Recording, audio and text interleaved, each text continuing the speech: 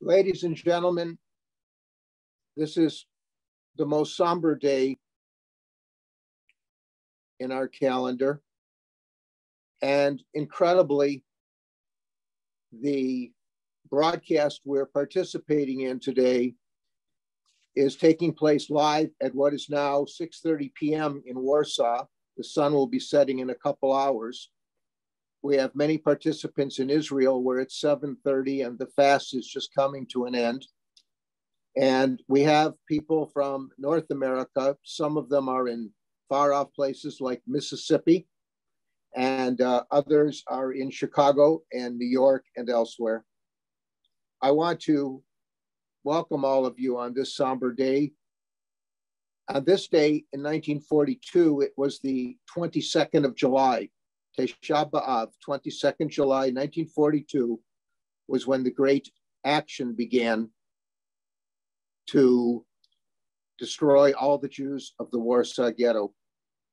The sites we're going to see today began to be operated during that period. First of all, would like to thank very much the Warsaw Ghetto Museum, and also Anshe Shalom Synagogue and Rabbi Wolkenfeld, who really got this all started for us, the Chicago Loop Synagogue, the Jewish Federation of the Quad Cities, and the Standard Club of Chicago are also participants here today. I'd like to take a moment to introduce you to a friend of many of us, somebody that I've known for probably 20 years, who is the director of the Warsaw Ghetto Museum, Albert Stankowski. Albert, are you able to open up and say a few words to us?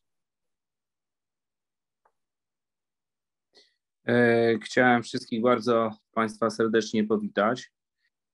Chciałem bardzo serdecznie powitać, Michael, Ciebie i podziękować Tobie za pomysł, z którym przyszedłeś do nas i zainspirowałeś nas do tego niezwykłego wydarzenia, żeby pokazać naszą pracę wielu ludziom, którzy nie mogą się tutaj pojawić na miejscu w Warszawie. Bardzo Ci dziękuję w tym smutnym dniu. Chciałem Państwu powiedzieć może kilka słów o projekcie, który mam zaszczyt prowadzić jako dyrektor Muzeum Getta Warszawskiego. Jest to inicjatywa Ministerstwa Kultury i Dziedzictwa Narodowego władz polskich, która powstała w 2018 roku, stworzenia Muzeum Getta Warszawskiego.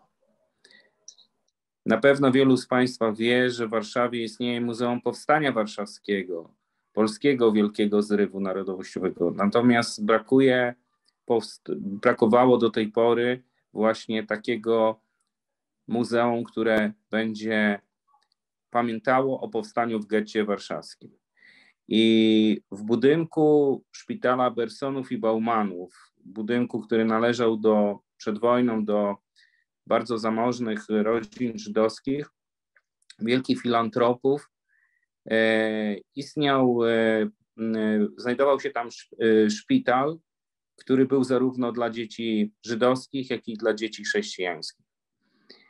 Jak wielu z Państwa wie, Warszawa doświadczyła ogromnych zniszczeń i praktycznie miejsce, w którym tereny dawnego getta, gdzie tętniło życie żydowskie, praktycznie w ponad 80% zostało przez Niemców zniszczone, zgładzone. Nie tylko jeżeli chodzi tu o ludzi, ale także chodzi o fizyczną obecność, o budynki, które tam się znajdowały.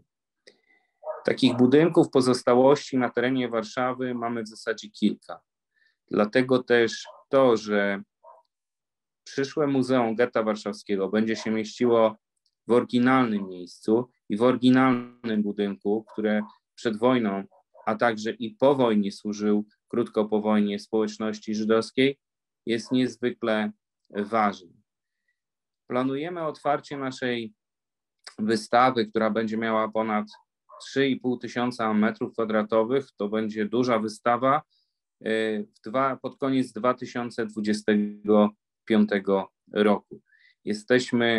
Jesteśmy, można tak powiedzieć, tuż przed rozpoczęciem przetargu do rozpoczęcia tej wielkiej i ważnej inicjatywy. Ale w tym też muzeum chcemy opowiedzieć tą historię słowami tych, którzy zakopali ją w ziemi, czyli w archiwum Ringenbluma, w skrzyniach, które kryły się pod gruzami zniszczonej Warszawy. Chcemy, żeby na tej wystawie pokazać jak najwięcej pamiątek, które udało się w sposób cudowny, można tak powiedzieć, przenieść, zachować. Ale część z tych pamiątek to są rzeczy, które ciągle kryje ziemia. I dzisiaj, podczas dzisiejszego spotkania, dr Jacek Konik opowie Państwu o niektórych z tych rzeczy, które wydobyliśmy z ziemi, które były w rękach tych, którzy nie przeżyli, i te pamiątki będą między innymi na wystawie stałej Muzeum Getta Warszawskiego. Mam nadzieję, że to spotkanie będzie dla Państwa, jak jest na pewno dla mnie i moich współpracowników, niezwykle ciekawe, i też badania, które prowadzi dr Jacek Konik wraz ze swoim zespołem, są badaniami, które moim zdaniem będą miały wpływ na zmianę także informacji w podręcznikach historii.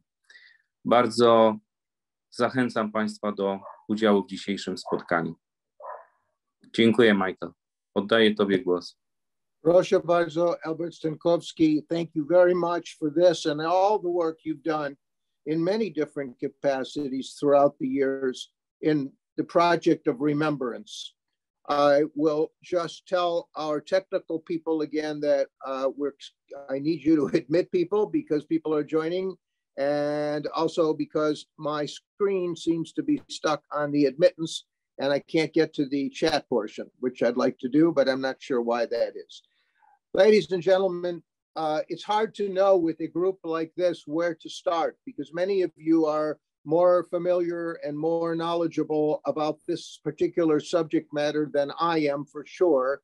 And at the risk of saying things that are obvious to all of you, I must recall yesterday at Tashkama Minyan at Anshe Shalom Synagogue, I was talking to a young man who's about to begin university.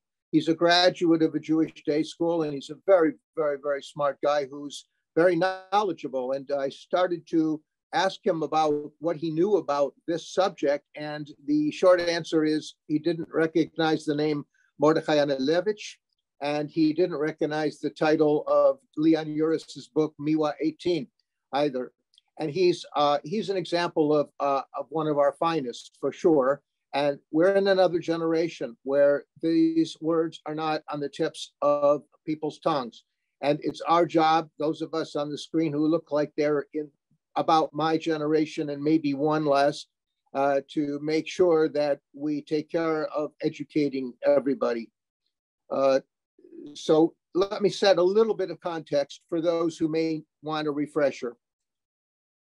When the Germans invaded Poland on September 1st, 1939, it was only a couple of weeks later that on September 17th, the Soviet Red Army invaded from the other direction, from the east.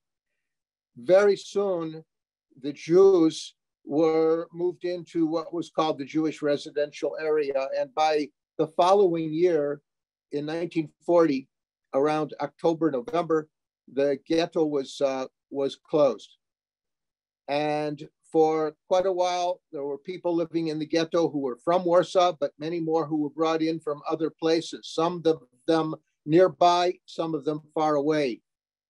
At its peak, the ghetto probably occupied something like had about 400,000 people, more or less. In terms of its size, I often speak to Chicago people by saying it's about the size of Chicago's Loop area. It wasn't very big at all. In the midst of all of this, on July 22nd, 1942, on Tisha beAw, and usually these terrible massacres are associated with a specific Jewish date like that, began the Great Deportation. It went on till around September 12th, 13th, right near Yom Kippur. And by that time, there were perhaps 80,000 Jews that were left in Ghetto Warsaw. The rest had been taken, mostly from the Umschlagplatz station, off to Treblinka, where they either died on the way or were killed upon arrival. The ghetto was down to about 80,000 people. The small ghetto had already been closed. Only the big ghetto remained. And the big ghetto is the portion, for those of you who've been in Warsaw, near Stawki, where the monument is, where the Polin Museum is located. The decimation of the ghetto caused people to flee and find places to hide underground. We're speculating that this bunker we're about to see was possibly one of those hiding places for Jews during the Great Deportation. Jacek Konik is showing you the neighborhood right now as it looks today. By January 18th, 1943, the Germans began to complete the liquidation of the ghetto. But this time there were fighters who fought back. The Germans stopped their action on January 18, 1943, almost immediately, and things remained relatively quiet until Seder, until Pesach. And then on April 19, 1943, they resumed the great action, only this time to be met by the ZOG, by Mordechajem Anielewicz, Marek Edelman, so many more heroes.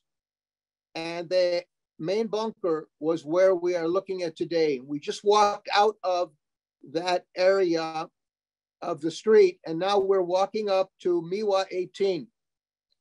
This is the site of the bunker, part of the bunker. And the reason why there's a hill there is that this whole area of the ghetto was covered by so much rubble that they had to truck away in tens of thousands and thousands of boxcars, and they spread out over the city, the rubble. But this rubble was left here to show the height of it. And these stairs lead us up to a pomnik, to a monument. We're looking at what would have been the top surface of where there was a bunker underneath, and it's connected to next door where we are going to be looking in a moment. Jacek Konik is taking us up the stairs now. He's going to keep his microphone on mute until he goes back to the archaeological dig. But we wanted to give you a view, for those who haven't been there, of where it is today, what it is today. I'm recalling back 20 years ago with some of the students, we sat and we read Echa at the site of the Ghetto Uprising Monument. And last night, Rabbi Shudrich conducted readings of Echa here at this site. It was an extraordinarily moving experience. And this is Miłej 18. Now, Jacek, if you'll take us back down the stairs, and we'll go over to the archaeological site. I also wanted to welcome today, as part of our participants, my very good friend, Jacek Jaworowicz from the Pilecki Institute. The Pilecki Institute, like the Warsaw Ghetto Museum, are part of the institutions that have been created over the last several years to remember the events that occurred in those days, so that we shall never forget them. Of course, nearby here are written the names of some of the fighters.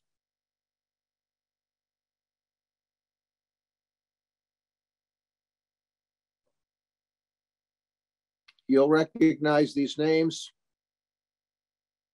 Very few, of course, survived. Antek Zuckerman survived, as you know, and went on to live at Kibbutz Lachamei Getaot in Israel to create that kibbutz. Now, Jacek's taking us back out to the street, and we'll go over to the archaeological site. Thank you, Jacek. We'll move quickly now. We're going to make a left-hand turn.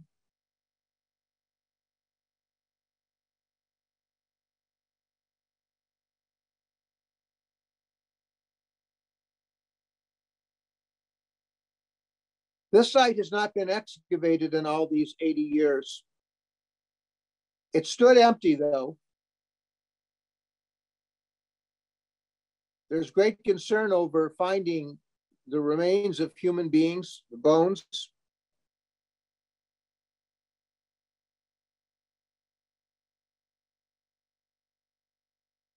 Jacek, if you'd like to go off mute now, you can tell us a little bit about your story and what we're looking at. Jacek Konik.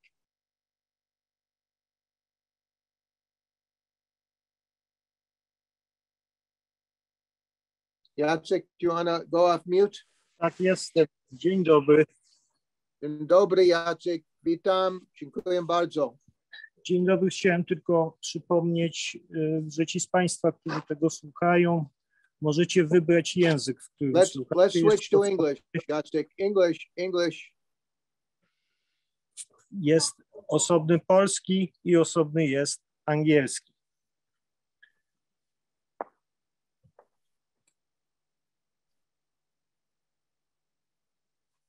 Ja dostałem polecenie, że mam mówić po polsku. If you're going to speak Polish, we have to make sure everybody knows how to use the translation. And I can't operate that on my screen anymore for some reason.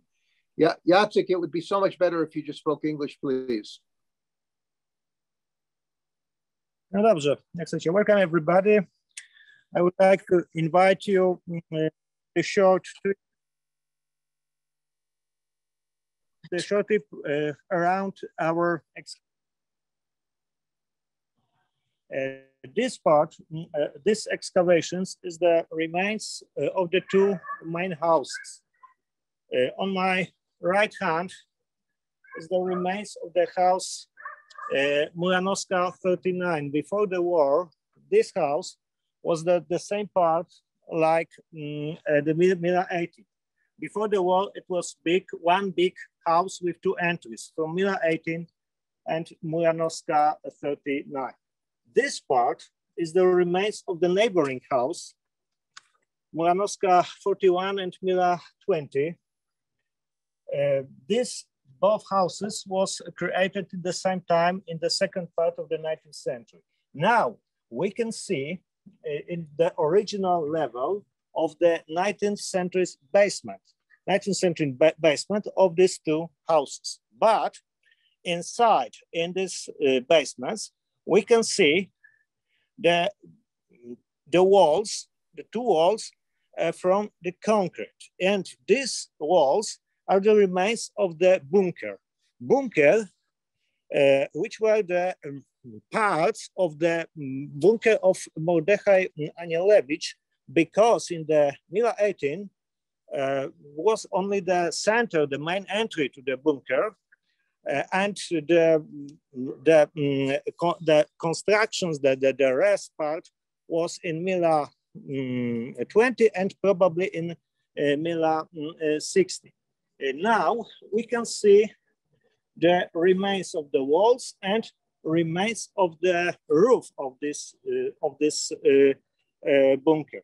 This bunker, according to testimonies, this bunker was constructed in the 1932 after the big action, after the Action Reinhardt.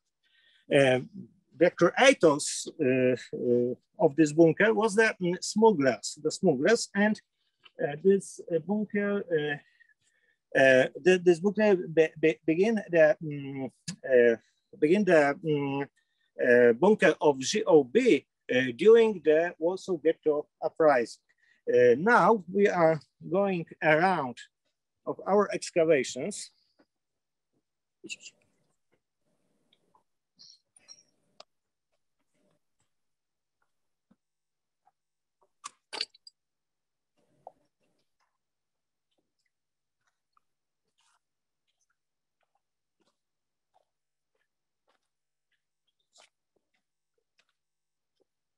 And now we can see the situation inside in the part of the bunker. In our hypothesis at this moment, this room, this part was probably one of 6 entries of this bunker, because according to testimonies, this bunker was 6 entries in different direction, and we don't know where.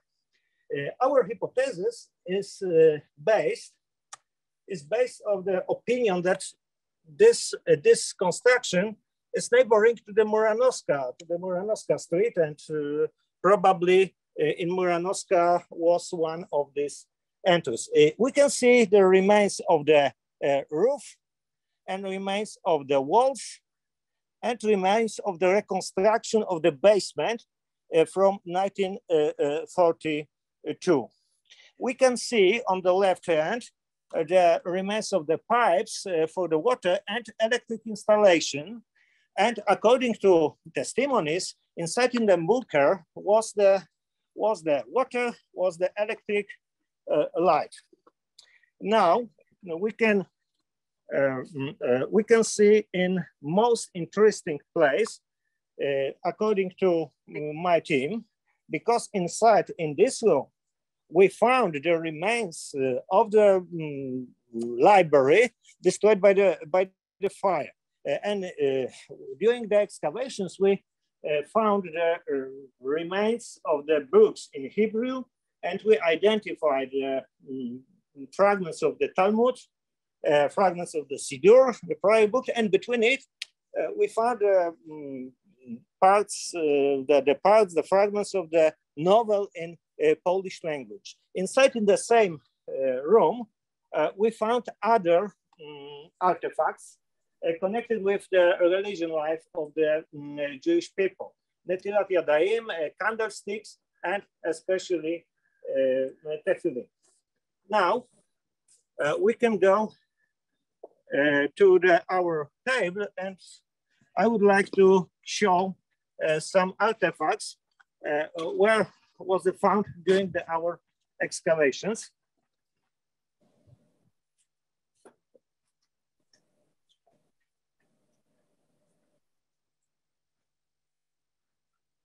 We can see Netilat Yadayim, candlesticks, and probably the religious candlesticks. Very elegant woman handbag, the part of the yacht.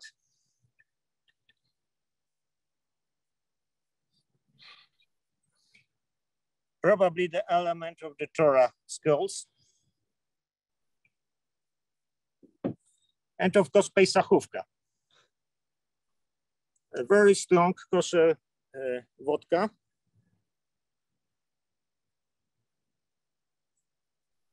The children ball.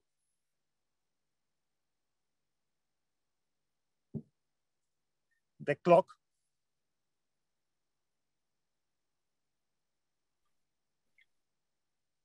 The glasses.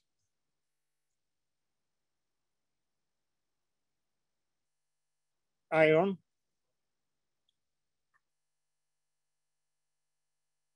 Cooking pot. And the pan.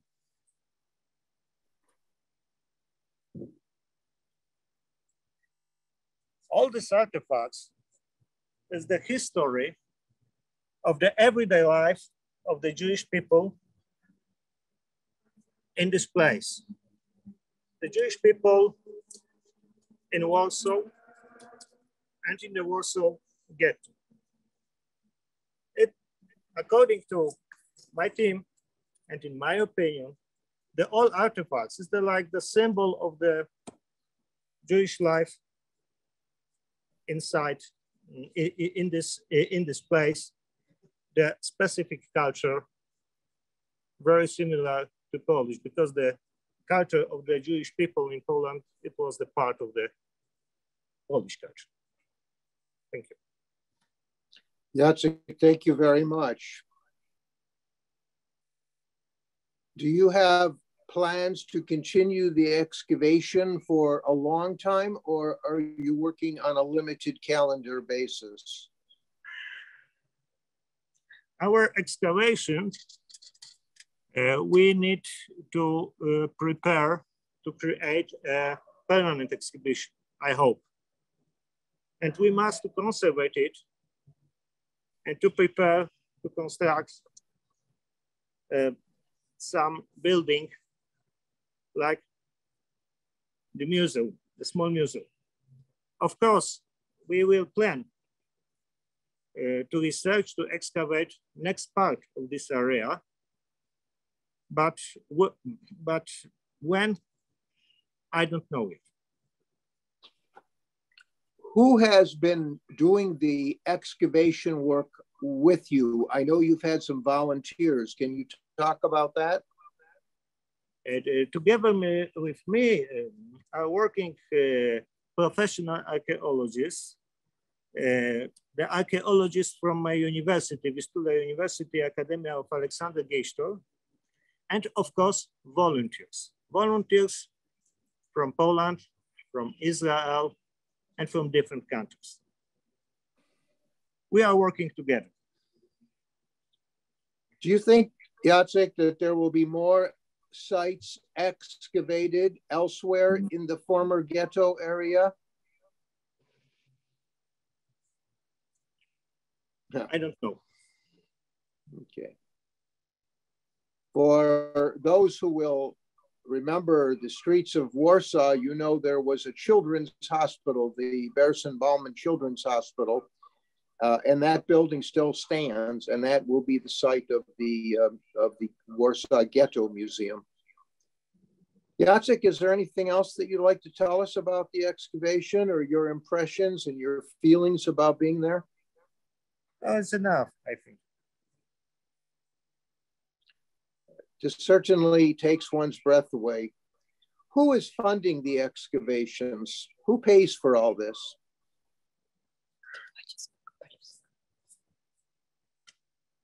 Can you repeat?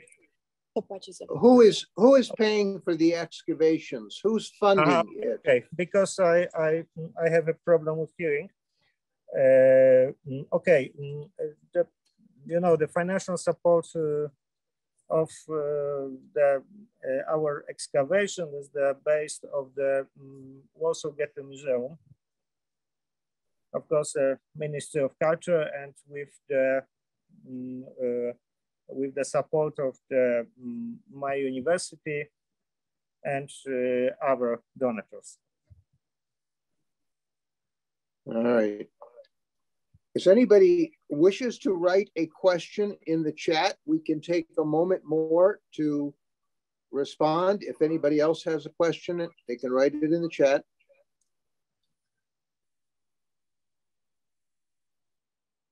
Otherwise, it's hard to know what to say after seeing this. And we're fortunate that we have with us somebody who's found words for us at times and tunes for us at times to express our feeling. So I'd like to turn to Cantor Alberto Mizrahi, the senior cantor from Congregation Anshe Emet in Chicago, to chant the Kol Malei Rachamim, the Kel Malei Rachamim. Cantor Mizrahi. Thank you very much, Michael. Those of you who wish can rise at your seats and hear the Malei.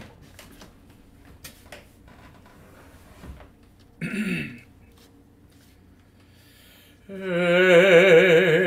Malei Rachamim Shochen Bamramim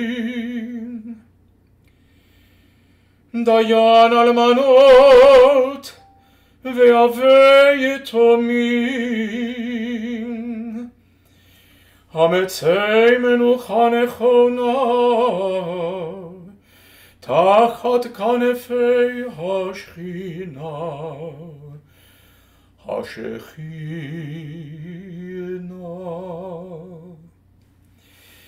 Be'malot Kedoshim Utearim Kezohar Harakiya Mazhirim Et Lochamei HaGhetto Warszawę ואת נשמות רבבות אלפי אנשים, נשים וטוב,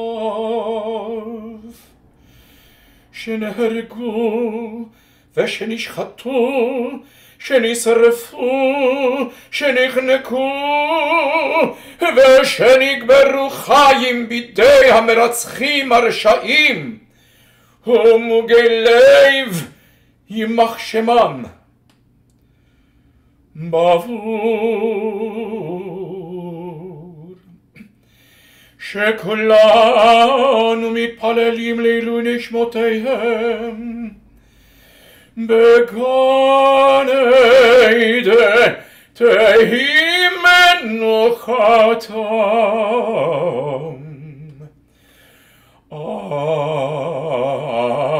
אנא בעל הרחמים, תסתירן בסתר כנפיך לעולמים,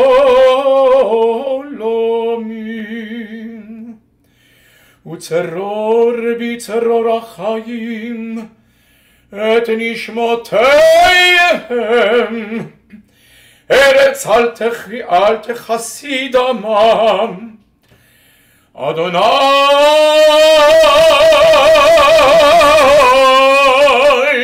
הוא נחלתם,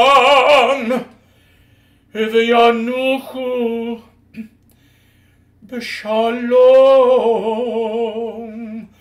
על משכבותם, ונוחו